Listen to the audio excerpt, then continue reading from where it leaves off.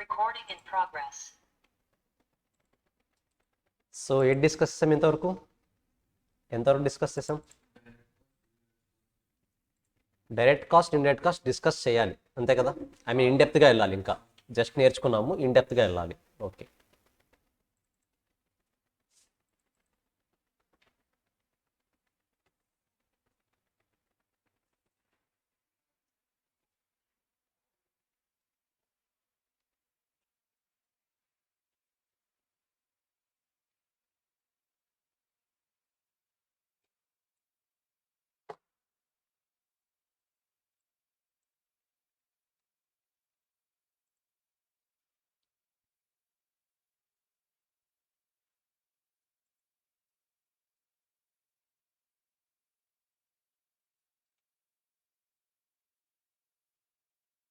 ఇప్పుడు చెప్పండి, నిన్న ఏం చేశారు? మొన్న ఎవరు సాటర్డే ఏం లేదన్నారు కదా, ఇప్పుడు నిన్న ఏం చేశారు చెప్పండి. ఏమీ చెప్పలేదు, ఏం చేయలేదా? ఓకే, మిగతా వాళ్ళు ఏం చేస్తారు? లక్ష్మణ్ ఏం చేశారు నిన్న? ఫ్రెండ్ వాళ్ళ ఇంటికి వెళ్ళారు. మీరు? హాస్టల్. మీది? Shopping. This is the main point. Shopping, hostel, chicken. లేదా చికెన్ తినారా మీరు? నాన్ వెజ్ తినరా? కస్టమర్ కాల్ ఎన్ని అయిపోయిందా?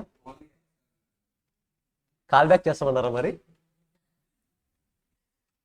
మీ వాళ్ళు నీ మీద ఏదో సెటర్ వేశారు. కాల్ ఎవరంటే కస్టమర్ కాల్ అని చెప్పారు, కస్టమర్ కేర్.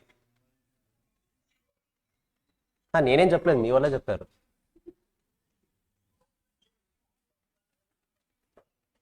సరే guys, direct cost indirect cost కదా.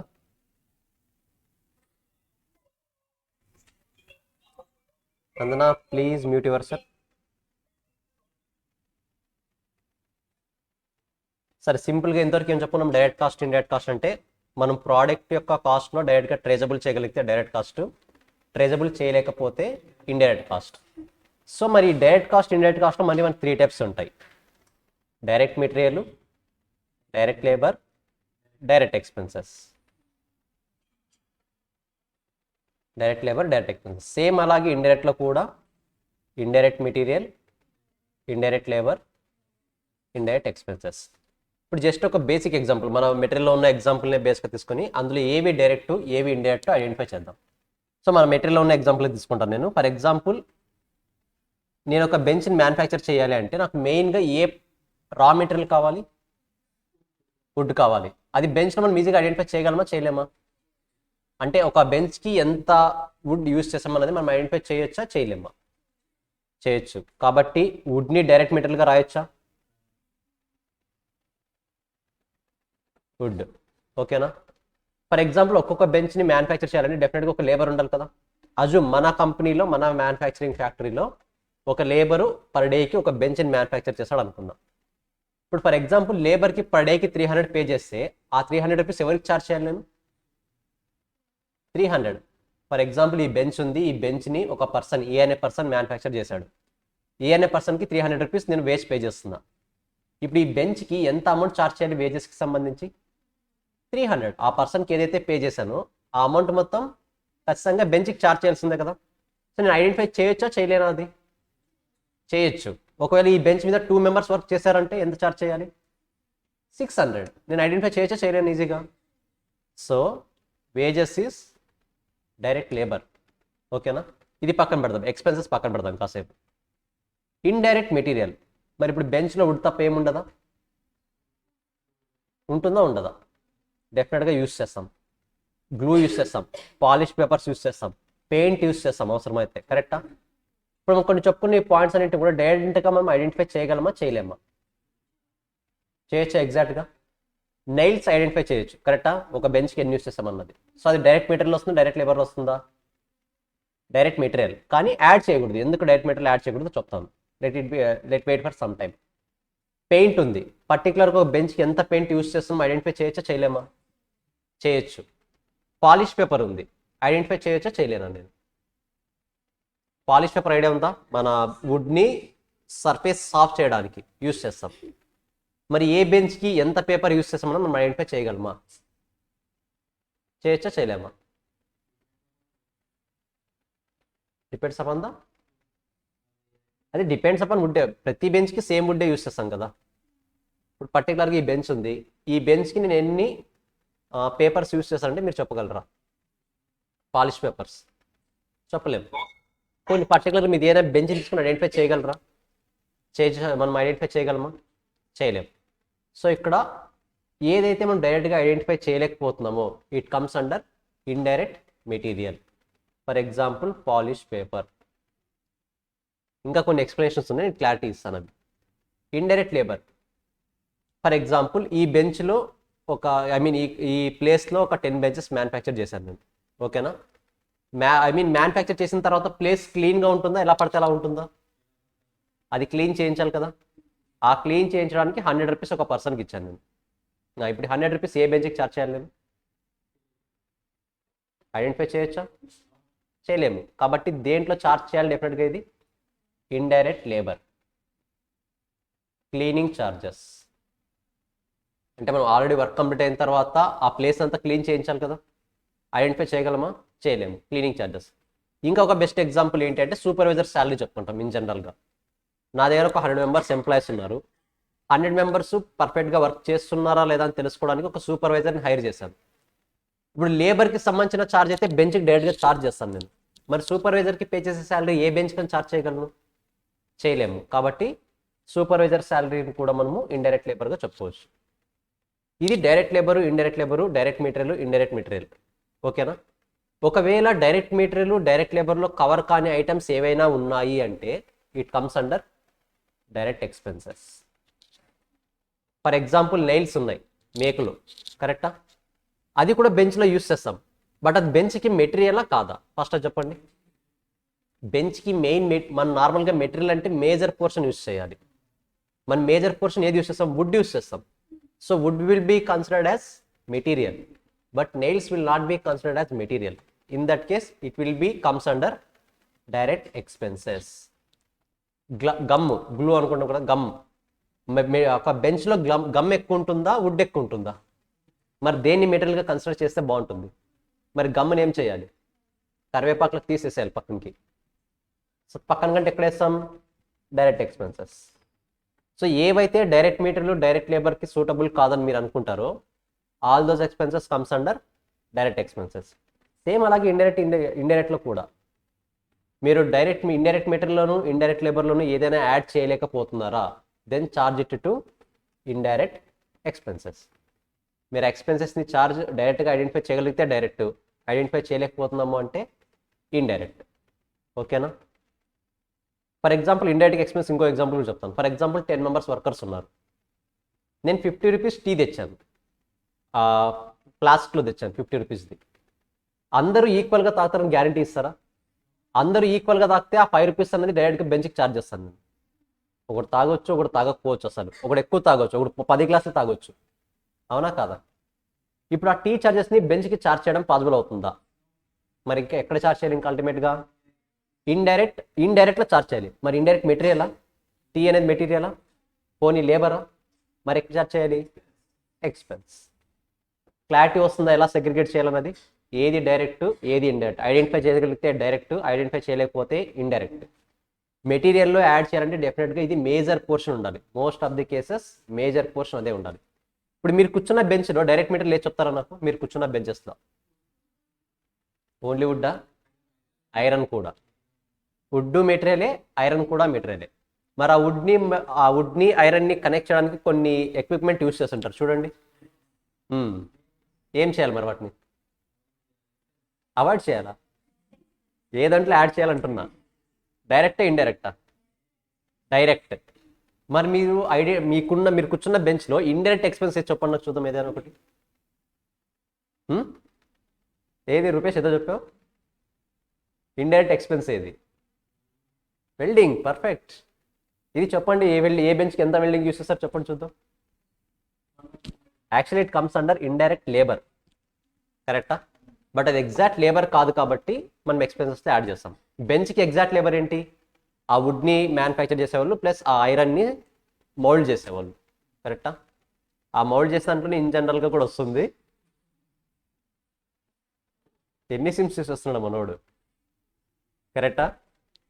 సో ఓవరాల్గా ఇండైరెక్ట్ ఎక్స్పెన్సెస్ మనం ఐడెంటిఫై చేయాల్సి వస్తుంది. సో క్లారిటీ వచ్చిందా? Direct material, indirect material, direct labour, indirect labour, ఈ 4 వాటిలో కవర్ కాకుంటే డైరెక్ట్ ఎక్స్పెన్సెస్, ఇండైరెక్ట్ ఎక్స్పెన్సెస్. ఏమైనా డౌట్ ఉంది ఇక్కడి వరకు? Is it clear? సో ఒకసారి అవి కూడా రివైజ్ చేసేద్దాం ఎప్పుడు ఉన్నాయో.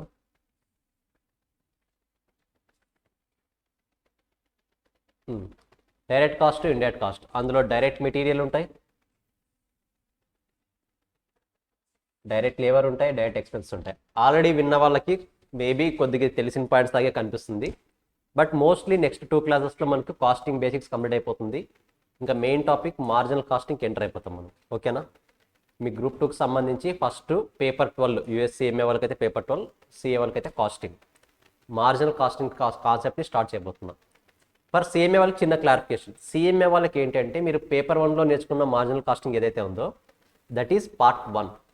మీకు అప్పుడే చెప్పాను పార్ట్ 2 ఉంటుందని. సో ఆ పార్ట్ 2 ఆల్రెడీ ఎక్స్ప్లెయిన్ చేసుకున్నాం, బట్ ఇన్ డెప్త్గా అయితే ఎక్స్ప్లెయిన్ చేసుకోలేదు. సో ఆ ఇన్ డెప్త్ కాన్సెప్ట్స్ అన్ని కూడా ఈ పార్ట్ 2లో స్టార్ట్ చేద్దాం. ఓకేనా? What is your opinion? Marginal costing ఈజీనా కష్టమా? గైస్ 1 మినిట్, జస్ట్ ఒక 2 మినిట్స్ వస్తాను, నేను రివైజ్ చేస్తున్నాండి. జస్ట్ రివైజ్ చేయండి, తెలిసింది. అంతలోకి మనోడు వస్తే ఆ కస్టమర్ కేర్తో ఏం డీల్ చేసేసేయండి. వచ్చాడు, క్లోజ్ చేసేయండి. నువ్వు క్లాస్ పెట్టలేదు, క్లాస్ ఎందుకు నాకు? Just wait.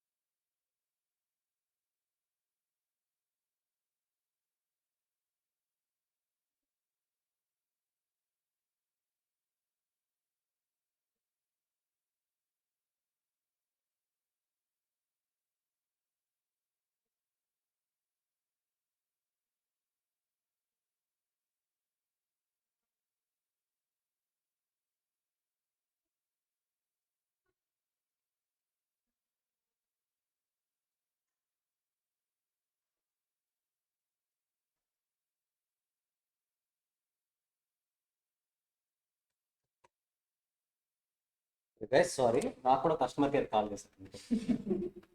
ఓకేనా?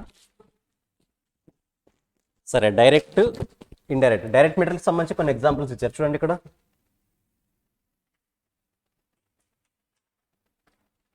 వీడియో ఏమైంది?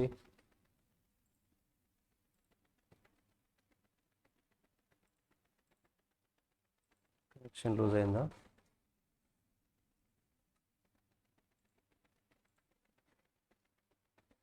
సరే చూద్దాం. Direct material directly identified in finished goods మనం చెప్పుకున్న దాంట్లో example wood. Direct labour directly related to finished goods. మనం ఇక్కడ బెంచ్ ఎవరు మ్యానుఫ్యాక్చర్ చేస్తారని మనం ఐడెంటిఫై చేయగలమా లేదా? ఐడెంటిఫై చేయొచ్చు. సో మీకు ఇక్కడ చిన్న క్లారిఫికేషన్ ఇస్తాను. ఫర్ ఎగ్జాంపుల్, పర్సన్ ఉన్నాడు, ఫర్ ఎగ్జాంపుల్ రూపేష్ ఉన్నాడు, ఒక బెంచ్ని మ్యానుఫ్యాక్చర్ చేయాలన్నాడు. విత్ ఇన్ 1 అవర్లో డెలివరీ కావాలి. షార్ట్ టైంలో డెలివరీ కావాలన్నప్పుడు ఆ బెంచ్ మీద వర్క్ చేసే పర్సన్ నార్మల్ పర్సన్ అవ్వాలా, ఎక్స్పర్ట్ అవ్వాలా? ఎక్స్పర్ట్ అంటే ఎక్కువ ఛార్జ్ చేస్తా, తక్కువ ఛార్జ్ చేస్తాడా? So let's say labour charges 10,000. ఓకేనా? బెంచ్ అంటే ఈ బెంచే కాదు, ఏ బెంచ్లైనా అవ్వచ్చు. ఓకేనా? ఇంకో పర్సన్ ఉన్నాడు, ఫర్ ఎగ్జాంపుల్ ఈరోజు వచ్చే ఆప్షన్లో ఎవరు? మిథిల్ కదా. మిథిల్ కంబైన్డ్ మార్నింగ్ నాకు ఎస్ తనుజ్. సరే, తనుజ్ని ఎగ్జాంపుల్ తీసుకుందాం. తనుజ్కి టైం ఉంది కాబట్టి 1 అవర్ కాదు, ఒక 1 వీక్ చెప్పాడు టైం. 1 వీక్ టైం కాబట్టి ఈ లేబర్ ఛార్జ్ 1000 ఉంటుందా, లెస్ దాన్ 1000 ఉంటుందా, గ్రేటర్ దాన్ 1000 ఉంటుంది? లెస్ దాన్ 1000, మేబీ 5000 అనుకుందాం, మేబీ 5000. ఇప్పుడు చెప్పండి, నేను తనుజ్కి ఇచ్చే కాస్ట్, తనుజ్కి ఏదైతే బెంచ్ సేల్ చేస్తున్నానో ఆ బెంచ్ సేల్లో లేబర్ కాస్ట్గా 5000 యాడ్ చేస్తానా, 10,000 యాడ్ చేస్తానా? 5000. రూపేష్ది ఎందుకు ఆ డిఫరెన్స్ ఎందుకు? బికాజ్ ఎక్స్పర్ట్ హీఈస్ ఛార్జింగ్ 10,000 కాబట్టి 10,000 రూపీస్ని డైరెక్ట్గా రూపేష్కి ఛార్జ్ చేస్తున్నారు. నథింగ్ బట్ బెంచ్కి ఛార్జ్ చేసి రూపేష్కి ఛార్జ్ చేస్తున్నట్టే కదా అది. కాబట్టి ఈవెన్ దో మ్యానుఫ్యాక్చర్ చేసిన సేమ్ బెంచెస్ అయినా సరే ఆ బెంచ్ మీద ఎవరు వర్క్ చేశారన్నది మెయిన్ పాయింట్. కరెక్టా? ఎక్స్పర్ట్ వర్క్ చేస్తుంటే హైయెస్ట్ కాస్ట్ ఉంటుంది, నార్మల్ క్యాజువల్ పర్సన్ వర్క్ చేస్తుంటే లోయెస్ట్ కాస్ట్ ఉంటుంది. సో లేబర్ కాస్ట్ ఇక్కడ 5000 యాడ్ చేయాలా, 10,000 యాడ్ చేయాలా అన్నది అక్కడ రిక్వైర్మెంట్ని బేస్ చేసుకుని చేంజ్ అవుతుంది. ఇప్పుడు ఈ బెంచ్ మీద లేబర్ కాస్ట్ ఎంత అంటే ఏం చెప్తారు? ఈ బెంచ్ మీద లేబర్ కాస్ట్ ఎంత ఏం చెప్తారు? 5000. బికాస్ వర్క్ చేసిన పర్సన్ని బట్టి చేంజ్ అవుతుంది. ఈజీగా డైరెక్ట్గా ఐడెంటిఫై చేయగలుగుతున్నామా, చేయట్లేదా? So it is a direct cost, direct labour cost. So same అలాగే direct expenses other than direct material, direct labour which can be directly attributable to finished goods. Example ఏవైనా special cost. For example Rupesh చెప్పాడు, నాకు bench ఒకటే కాదు, దాని మీద bed కూడా కావాలన్నాడు. ఎస్, బెంచ్ మీద బెడ్స్ వస్తాయి కదా, కాటన్తో వేసిన బెడ్స్. ఇప్పుడు ఆ ఛార్జ్ ఎవరికి ఛార్జ్ చేస్తాను? ఆ బెడ్కి కాస్ట్ ఎవరికి ఛార్జ్ చేస్తాను? ఆ బెంచ్కి ఛార్జ్ చేస్తాను. నథింగ్ బట్ రూపేష్ ఏదైతే బెంచ్ ఉన్నాడో ఆ బెంచ్కి ఛార్జ్ చేస్తాను. మరి అది మెటీరియలా? మెటీరియల్ కాదు, స్పెషల్ కాస్ట్. ఖచ్చితంగా రూపేష్ స్పెసిఫిక్గా కోరుకున్నాడు కాబట్టి దానికి మాత్రమే ఛార్జ్ చేస్తాను నేను. సో అలాంటి ఎక్స్పెన్సెస్ అన్ని కూడా అది డైరెక్ట్ మెటీరియల్లోనూ యాడ్ చేయలేము, అలా అని చెప్పేసి డైరెక్ట్ లేబర్లోనూ యాడ్ చేయలేము. కాబట్టి it comes under direct expenses. So example wood worker, rent, power. Indirect examples, indirect చూద్దాం. Power bill. ఇప్పుడు సేమ్ ఇదే మ్యానుఫ్యాక్చరింగ్ ఫీల్డ్లో ఒక 10 బెంచెస్ నేను ఈరోజు మ్యానుఫ్యాక్చర్ చేస్తాను. ఈ మంత్లో ఒక 100 బెంచెస్ అనుకుందాం. 100 బెంచెస్కి పవర్ బిల్ 10,000 వచ్చింది. 10,000 డివైడ్ బై 100 వేసి ఈచ్ బెంచ్కి 100 రూపీస్ అని వేసేస్తామా? వేయచ్చా? వేయకూడదు. ఎందుకు వేయకూడదు? రూపేష్ బెంచ్కి ఆ బెంచ్ ఎన్ని అవర్స్ వర్క్ చేశారు? మరి మిగతా ఇంకో బెంచ్కి, తనుజ్ బెంచ్కి 1 వీక్. అంటే ఆ బెంచ్ మీద 1 వీక్ ఎలక్ట్రిసిటీ బిల్ ఛార్జ్ చేయాలి. రూపేష్ దానికి 1 అవరే ఛార్జ్ చేయాలి. సో మనం డైరెక్ట్గా అపోర్షన్ చేయడానికి ఛాన్స్ ఉందా? లేదు. కాబట్టి it is called indirect expenses. Same అలాగే రెంట్ కూడా. రెంట్ అనేది ఇప్పుడు for example bench 10 square feets తీసుకుని చెప్పని చెప్పేసి స్క్వేర్ ఫీట్స్ని బేస్ చేసుకొని ఛార్జ్ చేయడానికి పాసిబుల్ అవుతుందా? పాసిబుల్ అవ్వదు అలా. కాబట్టి rent is also called indirect expenses. So అలాగే ఒకసారి చదవండి, ఈ పాయింట్స్ కింద కొన్ని ఎగ్జాంపుల్స్ ఇచ్చుంటారు. Indirect material example, not directly identified in finished goods. Example lubricants for repairs. Lubricants అవ్వచ్చు, మనం ఏవైనా అదర్ ఐటమ్స్ ఏవైనా ఇండైరెక్ట్గా ఐడెంటిఫై చేయడానికి యూస్ చేయవచ్చు, ఏవైనా అవ్వచ్చు అవి. సో లేబర్ అంటే not directly identified in finished goods. Example supervisor salary, sales man, ఏవైనా అవ్వచ్చు ఎగ్జాంపుల్స్. సేమ్ అలాగే indirect expenses other than indirect material, other expenses other than direct expenses as well as indirect material and indirect labor. ఏమైనా అవ్వచ్చు. Other than indirect material, indirect labour, it comes under indirect expenses. Example rent, power, light charges, office salary. Plus office salary ఇది important. Office salary ఇప్పుడు for example నాది for example 10,000 benches manufacture చేస్తున్నాను. దీన్ని ఒక్కరే handle చేయడం possible అవుతుందా? అవ్వదు. డెఫినెట్గా ఒక అడ్మినిస్ట్రేషన్ ఆఫీస్ ఉండాలి. అడ్మినిస్ట్రేషన్ ఆఫీస్ మొత్తం టేక్ కేర్ చేస్తుంది. మరి అడ్మినిస్ట్రేషన్ ఆఫీస్లో కూడా ఒక పర్సన్కి శాలరీ పే చేయాలి కదా. మరి ఆ శాలరీ పే చేసే పర్సన్కి 10,000 పే చేస్తే ఆ 10,000 ఏ బెంచ్కి ఛార్జ్ చేయాలి? నేను చేయొచ్చా? చేయలేము. కాబట్టి ఆ 10,000 కూడా ఆటోమేటిక్గా ఏమవుతుంది? Indirect expenses. So selling and distribution expenses కూడా, సేల్స్ కమిషన్ అవన్నీ కూడా ఆటోమేటిక్గా ఇండైరెక్ట్ ఎక్స్పెన్సెస్లో కవర్ అవుతాయి. ఓకేనా? ఇప్పుడు ఫర్ ఎగ్జాంపుల్ నా బెంచెస్ అన్నిటికీ అడ్వర్టైజ్మెంట్ ఇవ్వాలి, అడ్వర్టైజ్ చేయాలి నేను. ఓకేనా? అడ్వర్టైజ్కి మేబీ ఒక 1 lakh కాస్ట్ ఇంకర్ అయ్యాలి. మరి ఆ 1 lakh కాస్ట్ ఏ బెంచ్కి ఛార్జ్ చేయాలి? ఇప్పుడు నేను అడ్వర్టైజ్మెంట్ని ఎందుకు ఛార్జ్ చేయలేని చెప్తాను మెయిన్గా. ఫర్ ఎగ్జాంపుల్ ఇప్పుడు జనవరి కదా, నేను జనవరిలో ఒక పాంప్లెట్ డిస్ట్రిబ్యూట్ చేశాను. ఓకేనా? ఒక పాంప్లెట్కి మేబీ 1 రూపీ అయింది అనుకుందాం. ఈ పాంప్లెట్ డిస్ట్రిబ్యూట్ చేసింది జనవరిలో. ఈ పాంప్లెట్ని చూసి ఆగస్టులో ఒక పర్సన్ కొన్నాడు బెంచ్ని. ఆగస్టులో ఒక పర్సన్ బెంచ్ కొన్నాడంటే ఏ మంత్లో ప్రొడ్యూస్ చేసిన బెంచ్ ప్రొవైడ్ చేసి ఉంటాను? ఆగస్టులోదే, జనవరిలోదా? ఆగస్టులోది. మోస్ట్లీ మనం ఫిఫో మెథడ్ ఫాలో అవుతాం కాబట్టి మోస్ట్లీ ఆగస్టులో మ్యానుఫ్యాక్చర్ చేసిన బెంచ్నే ప్రొవైడ్ చేసి ఉంటాం. కరెక్టా? మరి పాంప్లెట్ కాస్ట్ ఎప్పుడు ఇంకర్ అయింది నేను? జనవరి. మరి ఎప్పుడు ఆగస్టులో సేల్ అవుతా ఉంది. బెంచ్కి ఛార్జ్ చేసే స్కోప్ ఉందా నాకు? అసలు లేదు. మనం అడుగుతావా నువ్వు ఏ పాంప్లెట్ చూసి వచ్చావు? పాంప్లెట్ తీసుకొస్తేనే బెంచ్ ఇస్తాను చెప్తారా ఎవరైనా? అలా చెప్పలేము. మనం డైరెక్ట్గా అలొకేట్ చేయడానికి ఛాన్స్ ఉండదు. కాబట్టి it is a indirect material. ఓకేనా? Sorry, indirect expenses. జస్ట్ ఒకసారి రివైజ్ చేయండి. ఇవి కింద కూడా కొన్ని ఎగ్జాంపుల్స్ ఉన్నాయి. ప్రోడక్ట్ కాస్ట్, పీరియడ్ కాస్ట్ అన్ని తెలిసిన ఐటమ్స్. ఒకసారి రివైజ్ చేసేయండి.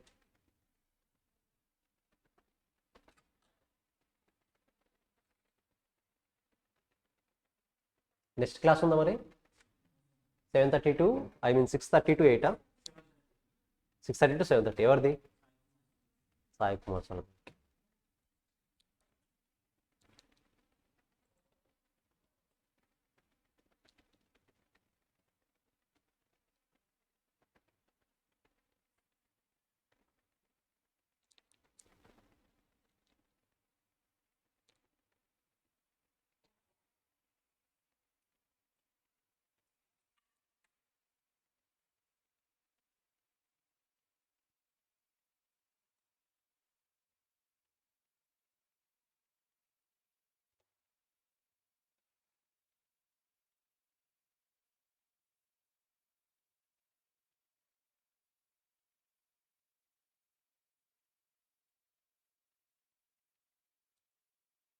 సంక్రాంతికి ఏం చేస్తారు? సంక్రాంతి డిఫరెంట్ ప్లేసెస్లో డిఫరెంట్ సెలబ్రేషన్స్ ఉంటాయి కదా. ఏం చేస్తారు సంక్రాంతికి మీరు? పడుకుంటారా? ఇంకా ఎప్పుడు స్టార్ట్ అవ్వలేదు, అప్పుడే పడుకోవడం ఏంటి? ఫ్యూచర్లో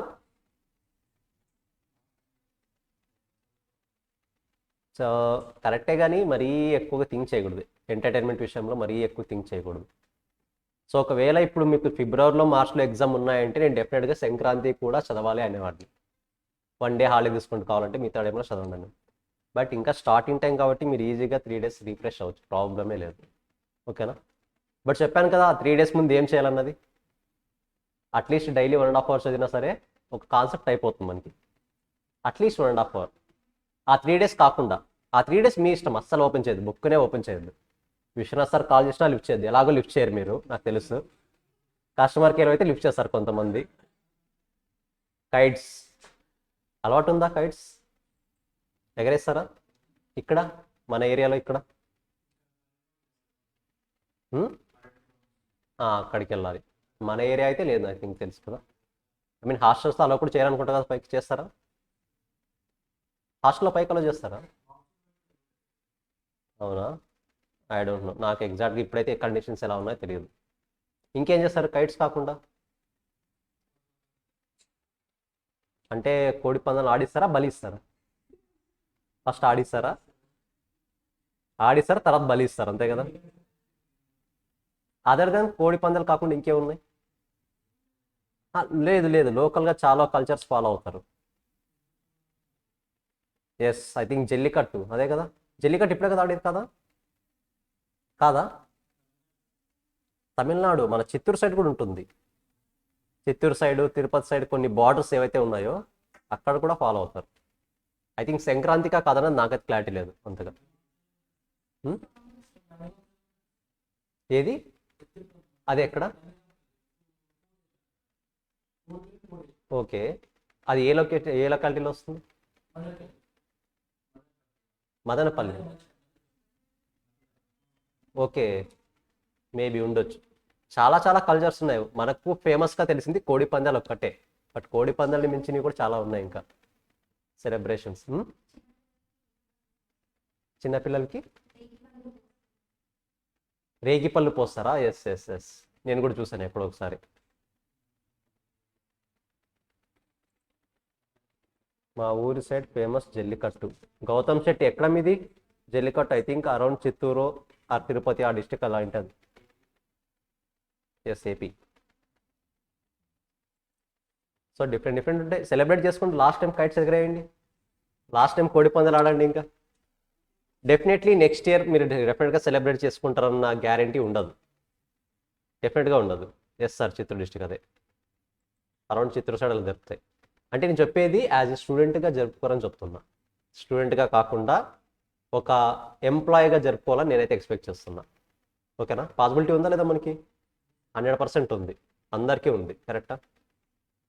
అట్లీస్ట్ మరీ హై లెవెల్ ఎంప్లాయీ కాకపోయినా సరే, స్టూడెంట్ ఏజ్లో కాకుండా మరి అట్లీస్ట్ ఒక 1% అడ్వాన్స్డ్ వర్షన్ ఆ ఏజ్లో ఆ టైప్లో అయినా చేసుకోవాలని నేను ఎక్స్పెక్ట్ చేస్తున్నా. ఓకేనా? చూద్దాం, let's see what will happen. మరి నెక్స్ట్ టైం సంక్రాంతికి వస్తాను, ఫోన్ చేస్తాను అందరికి నెక్స్ట్ టైం సంక్రాంతి. ఓకేనా? సో అందరూ లిఫ్ట్ చేస్తారు నాకు తెలుసు, గ్యారంటీ కన్ఫర్మ్ చెప్తున్నారు. ఒకరు మాత్రం లిఫ్ట్ చేయరు. ఎవరు? సో ఆ పర్సన్ లిఫ్ట్ చేయాలంటే ఏం చేయాలి? అతను మొబైల్ తీసుకొని నా నేమ్ని కస్టమర్ కేర్ అని ఫీడ్ చేయాలి, అప్పుడు లిఫ్ట్ చేస్తారు. ఓకేనా?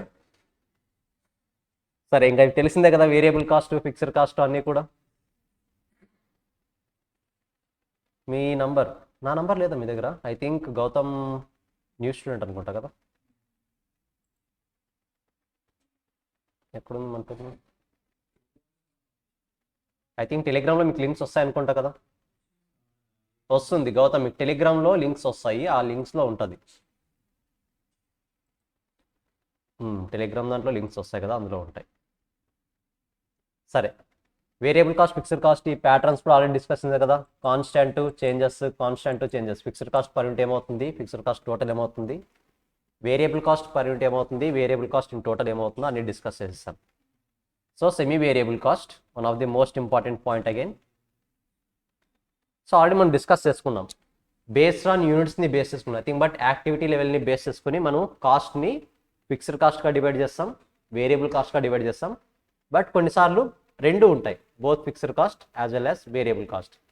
ఎలా ఐడెంటిఫై చేయాలి ఇది ఫిక్స్డ్ కాస్టా వేరియబుల్? ఫర్ ఎగ్జాంపుల్ ఒక టైప్ ఆఫ్ కాస్ట్ ఇచ్చేసి మనకు ఇది ఫిక్స్డ్ కాస్టా వేరియబుల్ కాస్టా ఐడెంటిఫై చేయమంటాడు. ఫస్ట్ మీకు ఇచ్చిన కాస్ట్ ఫిక్స్డ్ కాస్టా వేరియబుల్ కాస్టా ఐడెంటిఫై చేయమంటాడు. ఐడెంటిఫై చేయాలంటే మనం ఫస్ట్ చేయాల్సిన వర్క్ ఏంటి? మనకు కాస్ట్ బిహేవియర్లో 4 ఐటమ్స్ ఉన్నాయా? ఆ 4 ఐటమ్స్లో కాన్స్టెంట్ ఐటమ్స్ సెలెక్ట్ చేసుకోండి. ఏవేవి constant items? Fixed cost in total, variable cost per unit. 2 items constant ఉన్నాయి కదా. ఈ 2 ఐటమ్స్ని చెక్ చేసుకొని కాస్ట్ కాన్స్టెంట్గా ఉందనుకోండి, మనం డిసైడ్ అయిపోవచ్చు ఏ కాస్ట్ అనేది. రెండు కూడా సాటిస్ఫై అవ్వలేదంటే సెమీ వేరియబుల్ కాస్ట్, రెండు సాటిస్ఫై అవ్వకపోతే semi variable cost. So first నేను ఫిక్స్డ్ కాస్ట్ని చెక్ చేస్తాను, fixed cost in total same ఉందా లేదా అన్నది. ఎలా చెక్ చేయాలి? ఫస్ట్ ఈ 2 టైప్స్ ఆఫ్ కాస్ట్ చూడండి, 1000 యూనిట్స్ 2000 యూనిట్స్, అంటే డిఫరెంట్ యూనిట్స్ దగ్గర డిఫరెంట్ కాస్ట్లు ఇచ్చాడు. సేమ్ ఉన్నాయా? సేమ్ లేవు కాబట్టి ఆటోమేటిక్గా first condition fixed cost satisfy అయిందా? అవ్వలేదు, కాబట్టి ఇది ఫిక్స్డ్ కాస్ట్ అయితే కాదు. వన్స్ ఫిక్స్డ్ కాస్ట్ సాటిస్ఫై అవ్వలేదు అంటే ఇంకొక కాన్స్టెంట్ ఐటమ్ ఏది ఉంది మనకి? Variable cost per unit. మరి వేరియబుల్ కాస్ట్ పర్ యూనిట్ చూద్దాం ఎలా వస్తుందో. ఎలా వస్తుంది? టోటల్ కాస్ట్ 16,000 డివైడ్ బై 1000 ఎంత వస్తుంది? 16. 24,000 డివైడ్ బై 20, 12. సో ఇది కూడా సేమ్ ఉందా? సేమ్ లేదు, కాబట్టి ఆటోమేటిక్గా వేరియబుల్ కాస్ట్ కూడా కాదు. 2 కండిషన్స్ సాటిస్ఫై అవ్వలేదంటే అది అల్టిమేట్గా ఏ కాస్ట్? Semi variable cost. మరి ఎలా ఐడెంటిఫై చేయాలి semi variable cost? One of the most 8 marks question ఇది, గుర్తుందా? వస్తే ఎలా చేయాలో తెలుసా? 8 మార్క్స్ వచ్చేలా చేస్తారా, ఆన్సర్ వచ్చేలా చేస్తారా? సో కొత్త వాళ్ళు కాన్సెప్ట్స్ ఏంటండి, నాకు మిగతా వాళ్ళు చెప్పాలి, ఆల్రెడీ క్లాస్ విన్న వాళ్ళు. Variable cost per unit problem వచ్చినప్పుడు, nothing but semi variable cost per unit problem వచ్చినప్పుడు మనము 8 మార్క్స్ రావాలంటే ఫాలో అవ్వాల్సిన పాయింట్స్ ఏంటి?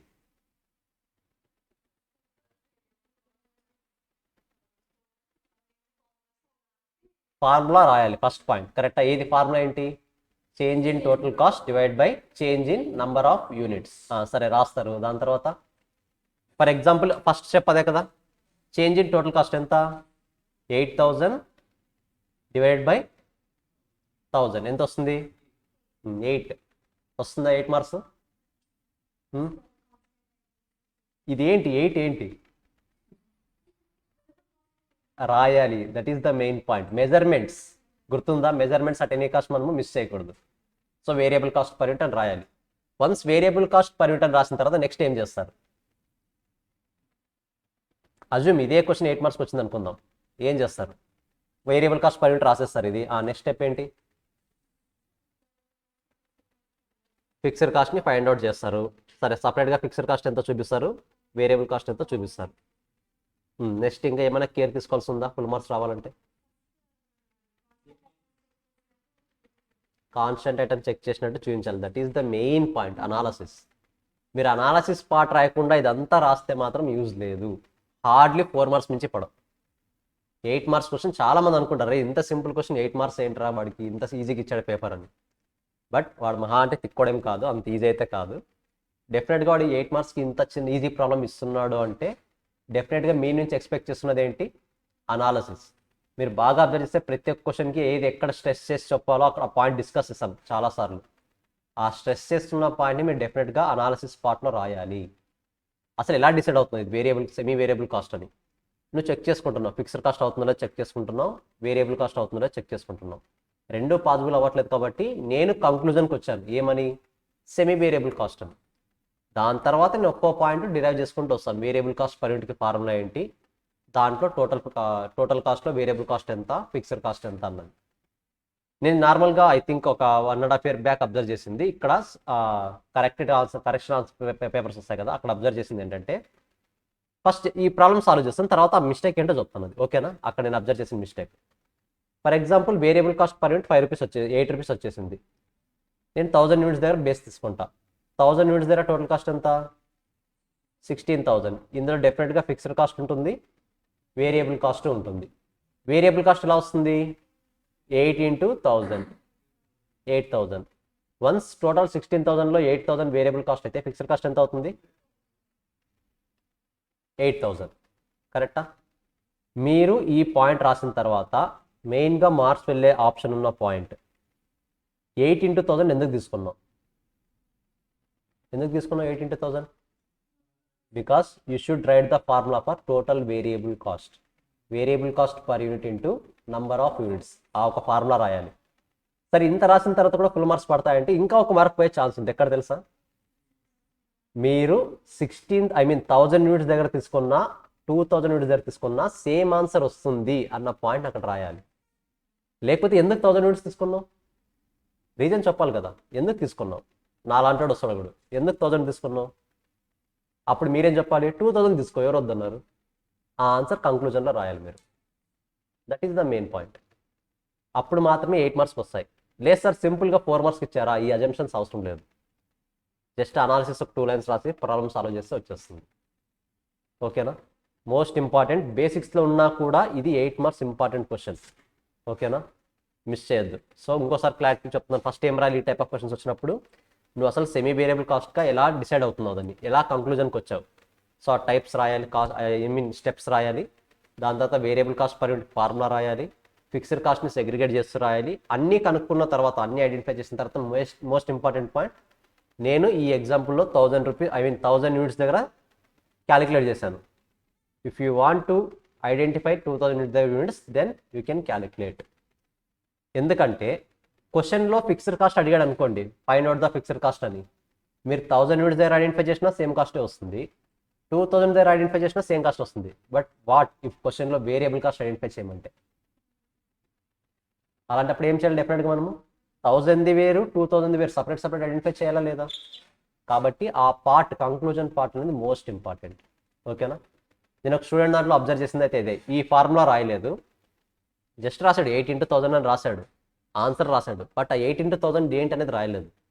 Variable cost per unit number of units అనే ఫార్ములా రాయలేదు. ప్లస్ లాస్ట్లో ఈ 1000 యూనిట్సే కాకుండా 2000 యూనిట్స్ చేసినా సరే వేరియబుల్ కాస్ట్ చేంజ్ అవుతుంది, ఫిక్స్డ్ కాస్ట్ సేమ్ వస్తుంది అనే కంక్లూజన్ రాయకపోవడం వల్ల 8 మార్క్స్ క్వశ్చన్కి 6 మార్క్స్ ఆన్సర్ వేశాడు, మార్క్స్ వేశాడు. ఈ పాయింట్ మనకి తెలీదా?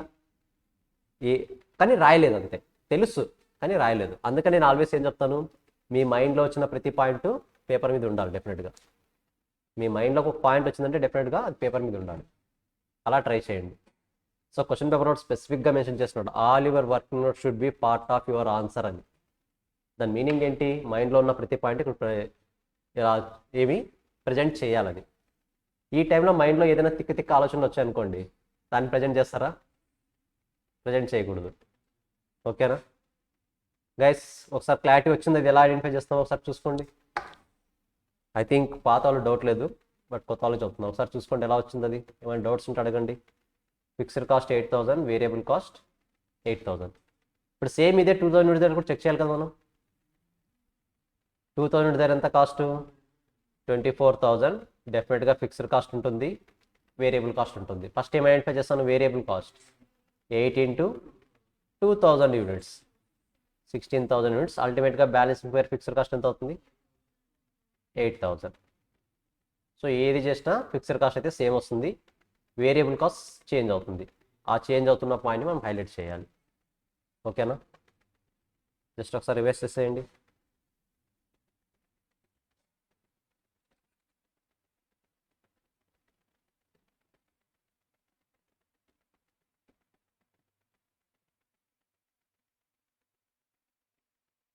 కాస్టింగ్ పేపర్ రాస్తున్నప్పుడు ముఖ్యంగా ఎక్కడైనా థాట్స్ వచ్చినాయా ఇక్కడ ఈ అజంప్షన్ రాయాలని? ఎక్స్పీరియన్స్ అయ్యారా? ఐ మీన్ అజంప్షన్స్ రాయడం అవ్వచ్చు, మెజర్మెంట్స్ రాయడం అవ్వచ్చు, యూనిట్స్ రాయడం అవ్వచ్చు. చేశారని మీరు అనుకుంటున్నారా? రాశారని మీరు అనుకుంటున్నారా? నేను ఆన్సర్ గురించి అడగట్లేదు, ఈ ప్రికాషన్ పాయింట్స్ మెన్షన్ చేశారా? చేసినట్టున్నారా? చేసామనుకుంటున్నారా? చేశారా? చేస్తే పర్లేదు.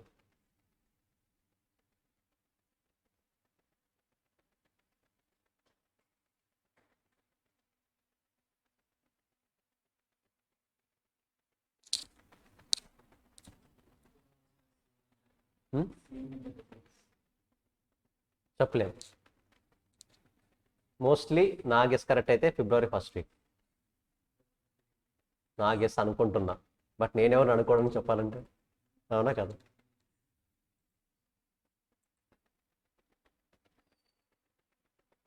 ఎస్, అజంప్షన్స్ డెఫినెట్గా రాయాలి.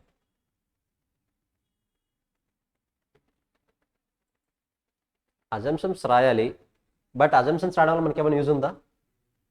రాయకపోతే ఉంది, ఉన్న మార్క్స్ కూడా కట్ అవుతాయి. ట్రస్ట్ మీ, అరౌండ్ 2 మార్క్స్ డెఫినెట్గా ప్రొవైడ్ చేస్తాడు. ప్రొవైడ్ చేయడు, కట్ చేయకుండా ఉంటాడు. మీరు ఫర్ ఎగ్జాంపుల్ 60 మార్క్స్ పేపర్ రాస్తారనుకోండి, 60 మార్క్స్లో మెజర్మెంట్స్, ఈ అజంప్షన్స్ ఇలాంటి పాయింట్స్ రాకపోతే ఏ పేపర్ అయినా సరే మీకు 2 మార్క్స్ ఎక్స్ట్రా వేయడు, కానీ రాయకపోతే మాత్రం 58 మార్క్స్ చేస్తాడు దాన్ని. 60 మార్క్స్ రావాల్సిన దగ్గర రాయకపోతే 58 చేస్తాడు. మీరు రాశారు కదా అని చెప్పేసి 60కి +2 అయితే యాడ్ చేయడు. ఇది మాత్రం డెఫినెట్గా జరుగుతుంది. మీ ఫ్రెండ్స్లో కూడా చాలామంది 58, 59 దగ్గర స్టాప్ అయిన వాళ్ళు ఉంటారు కదా, ఆర్ 38, 39 దగ్గర స్టాప్ అయిన. 38, 39 నాట్ కన్సిడరబుల్, 58, 59 వాళ్ళ పేపర్స్ తీసుకొని ఒకసారి చూడండి, డెఫినెట్గా చిన్న చిన్న మిస్టేక్స్ కనిపిస్తాయి. నేనైతే ఆల్మోస్ట్ ఒక 6-7 మెంబర్స్ చూశాను స్టూడెంట్స్ ఇలాంటివి ఒక లాస్ట్ 2 ఇయర్స్లో. సో ట్రస్ట్ మీ, చిన్న చిన్న కాన్సెప్ట్స్ ఒక పేపర్ని ఎగ్జామ్షన్ రాకుండా ఆగుతాయి, చిన్న చిన్న మిస్టేక్స్. సో ఆల్రెడీ మీకు తెలిసిన ఫ్రెండ్స్లో ఎవరైనా అలాంటి వాళ్ళు ఉన్నా, పేపర్స్ మీకు అవైలబిలిటీ ఎక్కడైనా ఉన్నా, టెలిగ్రామ్ గ్రూప్ కూడా పేపర్స్ చాలా దొరుకుతాయి మనకి, సర్టిఫైడ్ కాపీస్. కరెక్టా? ఒకసారి తీసుకొని చూడండి, తెలుస్తుంది. నేను ఆల్మోస్ట్ కాస్టింగ్ పరంగా ఒక 70 to 80 papers certified copies observe చేసిన తర్వాత ఈ పాయింట్స్ అన్నీ చెప్తున్నా. So be aware about that. ఓకేనా? బట్ ఈ కాన్సెప్ట్స్ ఓన్లీ కాస్టింగే కాదు, అన్ని పేపర్స్కి అప్లికబుల్ అవుతాయి. సరే, formula change in total cost divide by change in number of units. Simple point, segregation of semi variable cost into variable and fixed cost. సరే, sunk cost idea ఉందా? సంక్ cost ఎవరు incur అవుతారు? ఎప్పుడు ఇంకర్ అవుతాం?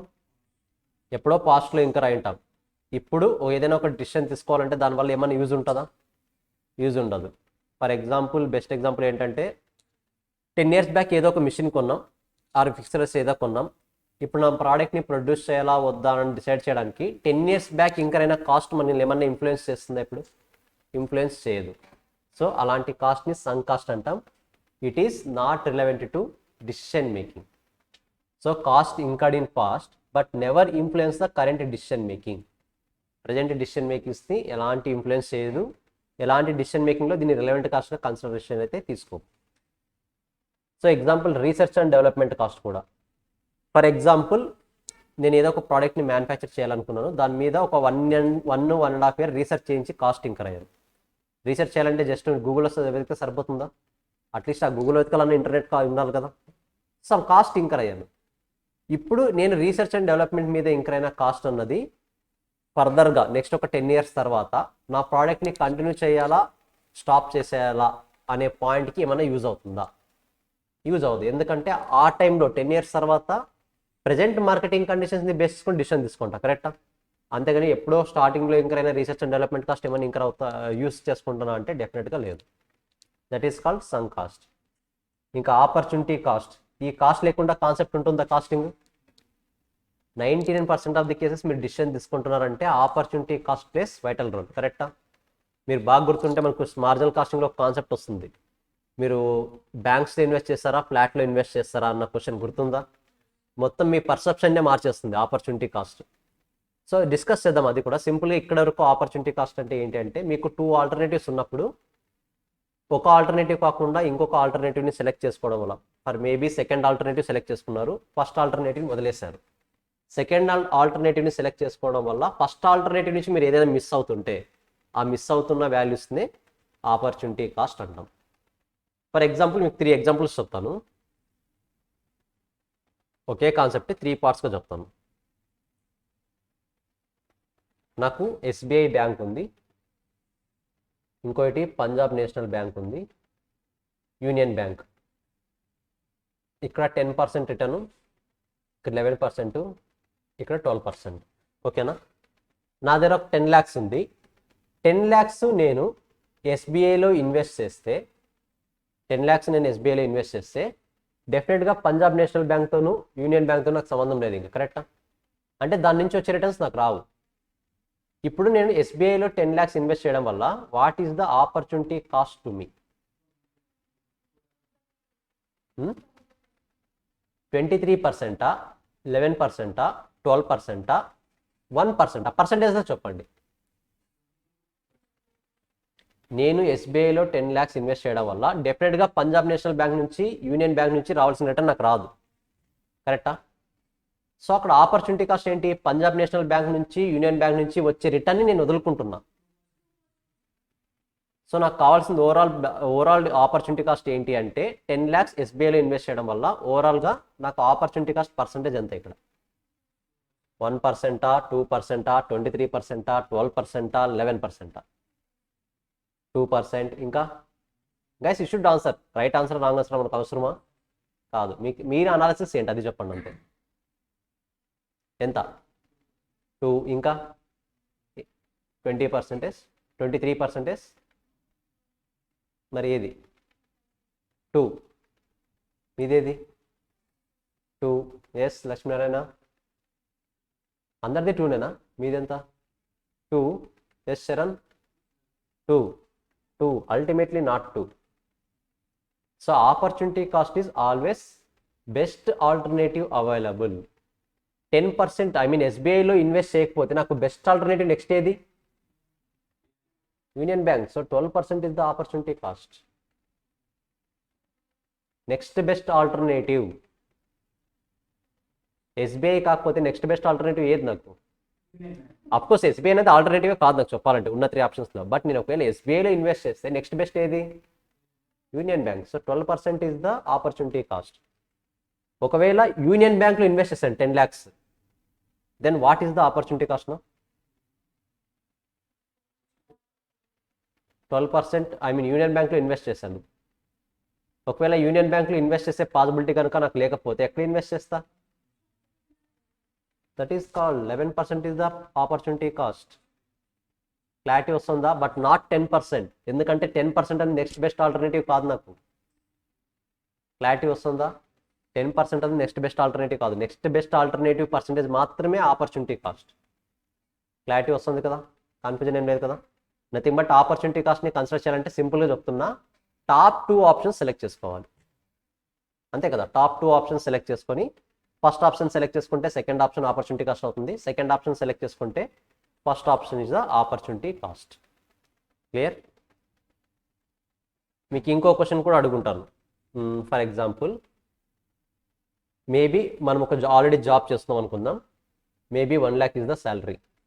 ఓకేనా? But ఇంకా higher education చేయాలనుకుంటున్నాం. Higher education చేయాలంటే మనం సెలెక్ట్ చేసుకున్న కోర్స్ని బేస్ చేసుకొని చూస్తే మనము జాబ్ని వదులుకోవాలి. బట్ హైయర్ ఎడ్యుకేషన్ చేయాలంటే ఫీజు కట్టాలి కదా? ఫీజ్ మేబీ మంత్లీ 2 lakhs అనుకుందాం. మంత్లీ జస్ట్ అనుకుందాం, అనుకోవడానికి ఏంటి, జస్ట్ అనుకుందాం మంత్లీ 2 lakhs. ఇప్పుడు నేను 1 month నా ప్రొఫెషనల్ కోర్స్ చేయాలి అంటే what is the cost? What is the cost?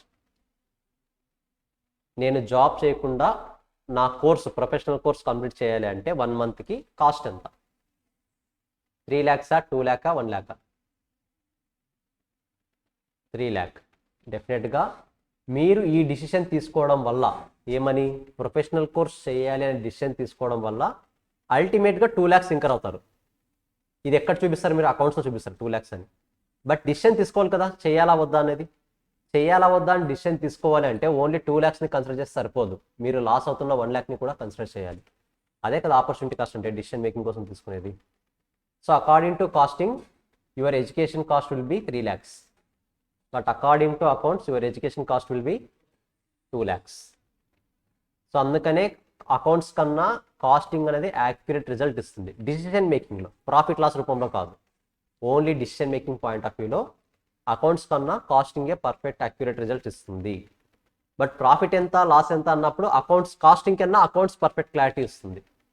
కరెక్టా? ఇప్పుడు చెప్పండి, నార్మల్గా కాస్ట్ 3 lakhs అయిందా మీకు? ఎంత అయింది? 2 lakhs. బట్ నేను కంటిన్యూ చేయాలా వద్దా అని డిసిషన్ తీసుకోవాలంటే డెఫినెట్గా 3 lakhs అయింది. కరెక్టా?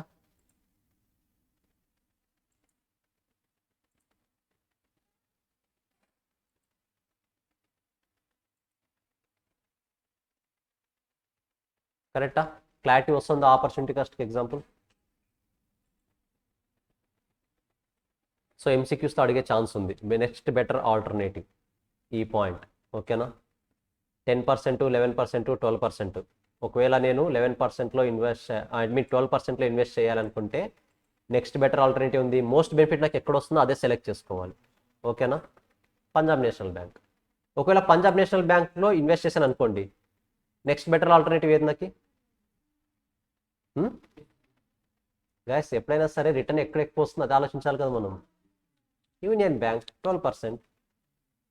నువ్వు ఎస్బీఐలో ఇన్వెస్ట్ చేసినా సరే, పంజాబ్ నేషనల్ బ్యాంక్లో ఇన్వెస్ట్ చేసినా సరే, నీకు హైయెస్ట్ ప్రాబిలిటీ ఎక్కడుంది? Union Bank. So union bank will be the opportunity cost. అదే కాస్ట్ పాయింట్ ఆఫ్ వ్యూ ఆలోచిస్తాం అనుకోండి, ఆవిడతో ఎక్కువ ఉన్నది తీసుకోవాలా తక్కువ ఉన్నది తీసుకోవాలా? For example cost point of వ్యూలో థింక్ చేద్దాం ఇప్పుడు. ఓకేనా? ఇవి ఏటీఎం ఛార్జెస్ అనుకుందాం. 10% ఏటీఎం ఛార్జెస్, 10%, 11%, 12% ఏటీఎం ఛార్జెస్ అనుకుందాం. నేను ఫర్ ఎగ్జాంపుల్ ఎస్బీఐలో ఏటీఎం కార్డ్ తీసుకున్నాను అనుకోండి, 10% కాస్ట్ కట్ అవుతుంది నాకు. ఒకవేళ ఎస్బీఐ కాకుండా వేరే దాంట్లో తీసుకోవాలనుకుంటే what will be the opportunity cost for me? ఒకవేళ ఎస్బీఐలో ఇన్వెస్ట్ చేశాను, ఫస్ట్ ఆప్షన్ ఎస్బీఐలో ఇన్వెస్ట్ చేశాను, ఇప్పుడు నాకు ఆపర్చునిటీ కాస్ట్ ఏది? 11 or 12? 11%. కరెక్టా? ఒకవేళ 11%లో ఇన్వెస్ట్ చేశాను, 11% పంజాబ్ నేషనల్ బ్యాంక్లో ఏటీఎం కార్డు కొన్నా, then what is the opportunity cost here? SBI 10%. Clarity వస్తుందా? కన్ఫ్యూజన్ ఏం లేదు కదా? ప్రాఫిట్ అయితే హైయెస్ట్ తీసుకుంటాం, కాస్ట్ అయితే లోయెస్ట్ తీసుకుంటాం. So that is called all about opportunity cost. Example own building rent. Own building మీద రెంట్ పే చేస్తారా? పే చేయరా? మరి అకౌంట్స్లో చూపిస్తారు లేదా? చూపిస్తాం. సో ఓన్ బిల్డింగ్ రెంట్ అనే కాన్సెప్ట్ గురించి ఇంకా డెప్త్గా మనము మార్జినల్ కాస్టింగ్లో డిస్కస్ చేస్తాం. ఓకేనా? ఒకవేళ రెంట్ ఇస్తే ఏమవుతుంది, రెంట్కి ఆల్టర్నేటివ్గా అవైలబుల్ టెనెంట్స్ ఎవరు అవైలబిలిటీ లేకపోతే ఏమవుతుంది అన్నది మార్జినల్ కాస్టింగ్లో డిస్కస్ చేద్దాం. So controllable cost, uncontrollable cost standard కాస్టింగ్లో వస్తుంది, అక్కడ డీల్ చేసుకుందాం స్టాండర్డ్ కాస్టింగ్లో. యాజ్ ఆఫ్ నో కాస్టింగ్ బేసిక్స్కి సంబంధించి these are the main topics. Just ఒకసారి రివైజ్ చేసి ఒక 5 minutes మీరు ఏం డౌట్స్ లేవు అంటే కాస్టింగ్ బేసిక్స్ని క్లోజ్ చేసి కాస్ట్ షీట్ని స్టార్ట్ చేద్దాం. హార్డ్లీ టుమారో కాస్ట్ షీట్ కూడా అయిపోతుంది. ఇంకా డే ఆఫ్టర్ టుమారో మనం మార్జినల్ కాస్టింగ్ స్టార్ట్ చేసేద్దాం. ఓకేనా? ఆ డౌట్ ఎందుకు వచ్చింది? కాస్టింగ్ బేసిక్స్ ఎక్కడైనా ఉంటాయి కదా. సిఎంఏలో 2 parts ఉన్నాయి costing, part 1, part 2. But part 1 వినాలన్నా part 2 వినాలన్నా ఫస్ట్ కాస్టింగ్ బేసిక్స్ ఉండాల్సిందే కదా, వేరే ఆప్షన్ లేదు. సో మీకు సిఎంఏ వాళ్ళకి మెయిన్ కాన్సెప్ట్ అంటే డే ఆఫ్టర్ టుమారో నుంచి స్టార్ట్ అవుతుంది మార్జినల్ కాస్టింగ్. మరి సేమ్ కాన్సెప్ట్ బట్ క్వశ్చన్స్ డిఫరెంట్గా వెళ్తాయి. ఇప్పుడు మన కాన్సెప్ట్ మెటీరియల్ సేమ్గానే ఉంటుంది, డీల్ చేసే క్వశ్చన్స్ డిఫరెంట్ వేలో ఉంటాయి. ఇప్పుడు స్పెషల్ ఆర్డరు, మేకర్ బై, ఆ కాన్సెప్ట్ ఇన్డెప్త్గా వస్తాయి.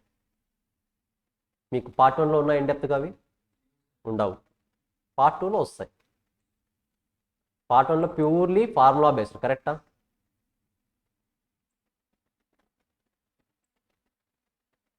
ఎస్, డెఫినెట్గా సిలబస్ గురించి డిస్కస్ చేసి స్టార్ట్ చేద్దాం.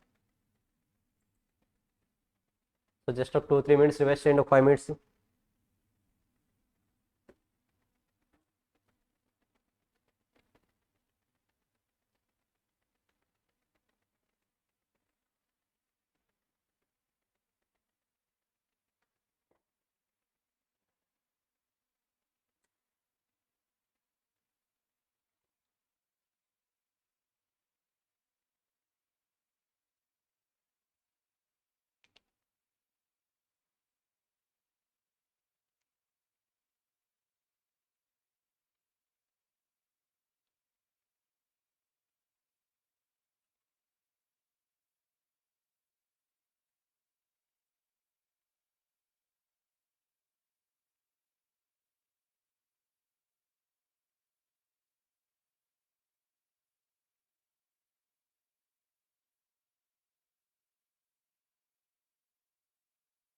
సిఎంఏ వాళ్ళకి ఎప్పుడైనా సరే కాస్టింగ్ చాలా డెప్త్గా ఉంటుంది compare to CA. CMA costing చాలా డెప్త్గా ఉంటుంది. సో సిఏ వాళ్ళకి అదొక అడ్వాంటేజ్.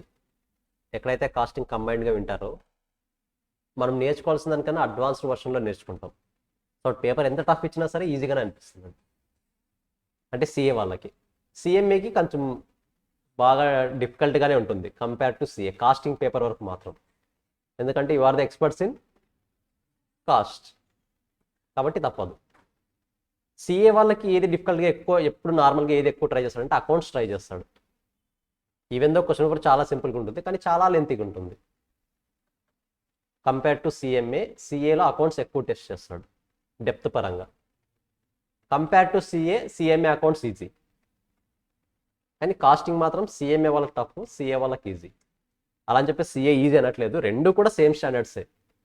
కాకపోతే కాస్టింగ్ అకౌంట్స్లో చాలా వేరియేషన్ ఉంటుంది ఇద్దరికి, సిఎంఏకి సిఏకి. మిగతా పేపర్స్ అన్నీ కూడా మోడరేట్.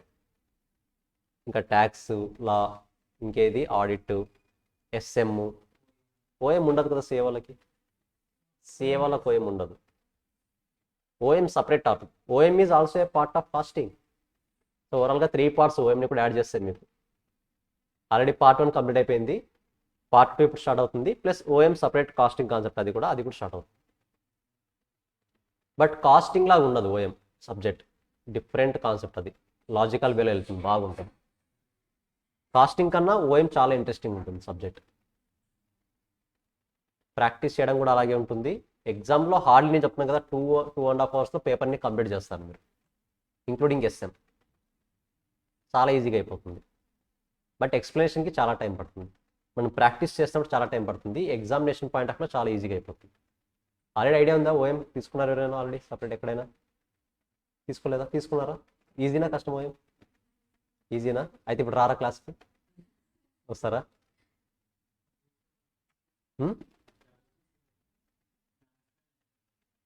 ఓఎమ్మా క్యాలిక్యులేషన్ బేస్ కూడా కాదు కొన్ని లాజిక్స్ ఉంటాయి ఒక్కో డిసిషన్కి ఒక్కొక్క లాజిక్ ఉంటుంది ఆ లాజిక్ని కనుక మనకు క్లారిటీ ఉందనుకుంటే ఈజీ చేసేయగలం ఫర్ ఎగ్జాంపుల్ మీరు సుడోకు పజిల్ చేస్తారు కదా సుడోకులో ఒక లెటర్ ఫిల్ చేయాలంటే కొన్ని రూల్స్ ఉంటాయి ఆ రూల్స్ ఫాలో అయిపోతే ఆ ఆన్సర్ వచ్చేస్తుంది ఇది కూడా అంతే సో ఇప్పుడు నాకు సుడోకు తెలియస్తారంటే నేను సుడోకు నేర్పించను ఓఎం అయితే నేర్పిస్తాను ఓకేనా సింపుల్ ఒక్కో చాప్టర్లో ఒక్కో రూల్ ఉంటుంది ఆ ఒక్క ప్రాబ్లం చేస్తే ఆల్మోస్ట్ ఆ ఓఎంలో ఆ చాప్టర్లో ఈజీగా ఒక 60-70% కాన్సెప్ట్ కంప్లీట్ అయిపోతుంది చాలా ఈజీగా ఉంటుంది ట్రస్ట్ మీ ఎగ్జామ్కి ముందు రోజు ఎవరైనా సరే ఎగ్జామ్షన్ టార్గెట్ చేస్తే ఓఎంని చేస్తారు కానీ మిగతా ఏ సబ్జెక్ట్ని చేయరు గ్రూప్ టూలో ఫస్ట్ ప్రయారిటీ ఓఎం చేస్తారు అందరూ బట్ ఎస్ఎంలో కూడా స్ట్రాంగ్ ఉండాలి ఎందుకంటే థియరీ కాన్సెప్ట్ కదా ఆల్మోస్ట్ 40 మార్క్స్ మీరు 40లో ఈజీగా 20+ తెచ్చినా సరే ఓఎం ఎగ్జామ్షన్ వస్తుంది 40లో 20+ తీసుకుని రావాలి ఎస్ఎంలో అప్పుడు ఓఎం ఎగ్జామ్షన్ వస్తుంది ఈజీగా so trust me OM is a good score so exemption అంటే 60 దగ్గర ఆగొద్దు మీరు 70-80 దాకా తెచ్చుకోగలిగితే గ్రూప్ 2లో అగ్రిగేట్ గురించి భయపడాల్సిన అవసరం లేదు మీరు నేను అంత ఈజీగా చెప్పాను కాస్టింగ్ 80 మార్క్స్ తెచ్చుకోండి అని చెప్పాను నేను ఎందుకంటే తెలుసు సబ్జెక్ట్ ఎలా ఉంటుందో బట్ ఓఎంలో వస్తుంది 70 మార్క్స్ ఈజీగా క్రాస్ చేయొచ్చు ఓఎంలో కాస్టింగ్లో డిపెండ్స్ పర్టికులర్ పర్సన్కి స్ట్రాంగ్ కంటెంట్ నాలెడ్జ్ కాన్సెప్ట్ బాగుందనుకుంటే 60 ఈజీగా వస్తాయి ఆర్ 40+ ఈజీగా సర్వే అవ్వగలరు బట్ ఓఎంలో సర్వే అవ్వడం అనేది బ్యాడ్ థింగ్ ఓఎంలో సర్వే అవుతాను అనేది బ్యాడ్ థింగ్ ఓఎంలో ఎగ్జామ్షన్కే టార్గెట్ చేయాలి ఎప్పుడైనా సరే మీకు గుర్తుంటే పేపర్ 1 డిస్కస్ చేసినప్పుడు ఏం చెప్పాము ఎనీ 2 పేపర్స్ మీకు ఇష్టం వచ్చింది అన్నాను బట్ గ్రూప్ 2లో ఎనీ 2 పేపర్స్ కాదు అందులో 1 పేపర్ షుడ్ బి ఓఎం అలా ఉంటుంది బట్ అంత ఎఫర్ట్స్ కూడా పెట్టాల్సిన అవసరం లేదు ట్రస్ట్ మీ మీరు క్లాస్ కంప్లీట్ అయిన తర్వాత ఓఎం మీద ఒక్క 5 మినిట్స్ కూడా ఎక్స్ట్రాగా స్పెండ్ చేయాల్సిన అవసరం లేదు ఓఎం పరంగా రివిజన్ టైంలో మీ ఇష్టం మరి మీ సబ్జెక్ట్ నాలెడ్జ్ తగ్గట్టుగా బట్ కాస్టింగ్ అలా ఎప్పుడైనా చెప్పానా స్పెండ్ చేయొద్దని మరి అని చెప్పాను ఎప్పుడైనా కాస్టింగ్ చేయాల్సిందే బట్ ఓఎం అవసరం లేదు ఓకేనా క్లాస్లో అయిపోతుంది క్లాస్ 40-50 అవర్స్ అయిపోతుంది 40-50 అవర్స్లో ఓఎం మీరు 100% సిలబస్ అయిపోతుంది 100%లో మీరు అప్పటికప్పుడు ఎగ్జామ్ పెట్టినా సరే ఈజీగా 70 మార్క్స్ వస్తాయి అంత ఈజీ ఉంటుంది ఓఎం ఓకేనా యాక్చువల్గా వీళ్ళు మిస్ అయినట్టున్నారు ఎవరో 10th క్లాస్లో పెట్టాల్సిన సిలబస్ ఇంటర్లో పెట్టారు అంతే మనకి ఎప్పుడో 10thలో పెట్టాల్సింది లేకపోతే +2 ఇంటర్లో పెట్టాల్సింది సిఎంఏ ఇంటర్లో పెట్టారు అంతే చిన్న తేడా ఇంకేం లేదు సరే ఏమైనా డౌట్స్ ఉన్నాయి ఇక్కడ వరకు సో టుమారో అయితే నేను కాస్ట్ షీట్ స్టార్ట్ చేస్తాను cost sheet mostly tomorrow complete చేసేద్దాం దాంతో బేసిక్స్కి సంబంధించిన అన్ని చాప్టర్స్ కూడా క్లియర్ అయిపోతాయి డే ఆఫ్టర్ టుమారో మనం మార్జినల్ కాస్టింగ్ స్టార్ట్ చేద్దాం ఓకేనా ఏమైనా ఉన్నాయి డిస్కస్ చేయాల్సిన సపరేట్గా ఏమైనా డౌట్స్ ఉన్నాయా ఐ థింక్ ఓల్డ్ వాళ్ళకు ఉండవు మేబీ కొత్త వాళ్ళకి ఏమైనా ఉంటాయి స్పెసిఫిక్గా ఏమైనా అడగాల మీరు క్లియర్ అయితే క్లోజ్ చేయొచ్చా యాజ్ ఆఫ్ నో సరే చూసుకుని రండి ఇంకోసారి కాస్టింగ్ అంతా రివైజ్ చేయండి టుమారో క్లాస్లో కాస్ట్ షీట్ కంప్లీట్ చేసి మిగతా కాన్సెప్ట్ మూవ్ అయిపోతాం నెక్స్ట్ క్లాస్లో మీట్ అవుతాం బాయ్ క్లోజ్ చేసేయచ్చు కదా